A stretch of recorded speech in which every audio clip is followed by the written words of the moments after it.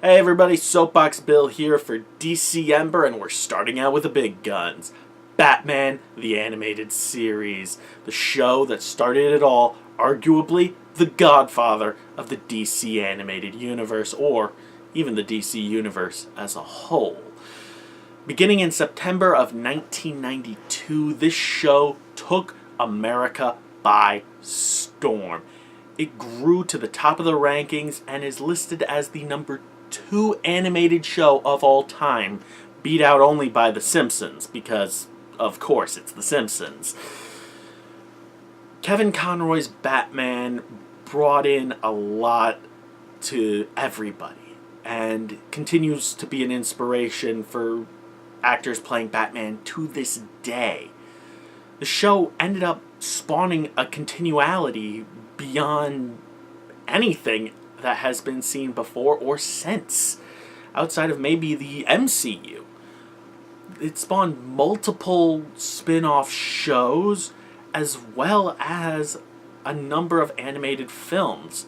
Batman the Animated Series became the jumping off point for Superman the Animated Series, for Teen Titans, for Static Shock, for the Justice League.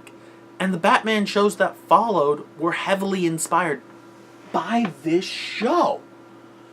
Even Batman Beyond was directly linked to this show. The sheer amount of character that this shows and the dark aesthetic was new, was unseen in animated films and animated shows of this time. This wasn't something that was just made for kids. It appealed to adults as well. I mean, to this day, I still love this show, and the impact it's had is enormous. It shows the story of Batman, and not just Batman, of Dick Grayson, of Barbara Gordon, and it introduced us to Harley Quinn, which in more recent years has taken a turn, but it's gone with these characters. It's shown these characters to be what they are, and what they are at their core. You can always go back to this show to see Batman being Batman, not discount Iron Man, not attempting to be something else. It's Batman, the world's greatest detective and a martial arts master, fighting crime up to his knees in the muck in the dark streets of Gotham, going up against the psychopaths and the crazy metas with nothing but his wits and his trusty utility belt. This show inspired not only other shows, but also people. Kevin Conroy's Batman is, in my opinion, one of, if not the best Batmans, and Mark Hamill's Joker is the best Joker. Fight me. This show will forever have a great place in the annals of history, especially for DC history. Its inspiration, far-reaching, and some of its episodes dealing with themes that you don't see in kids' shows a whole lot. For example, the Grey Ghost episode, you see what inspired Batman. The fact that the Grey Ghost is played by Adam West, a former Batman, just a nice cherry on top.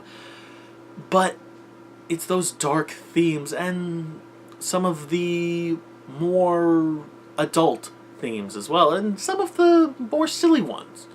The episode where the villains are sitting around playing cards, telling their almost got 'em stories, and Croc's involving throwing a very big rock.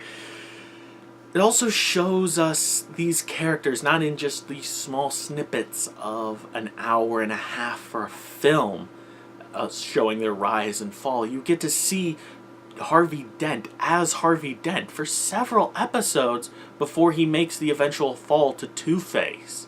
You get to see what led to Harley Quinn, or rather Harleen Quinzel, becoming Harley Quinn, and the amount of abuse and torture that she undergoes. Those kind of themes are not something you see in kids' shows. It brought it out, and it showed it to you. This is a show that will live on.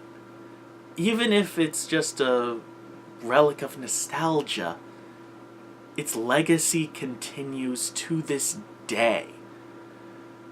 And honestly, I can't think of a better place to start off DCember with a bit of nostalgia with the old bat. I'll see you guys next time. Peace.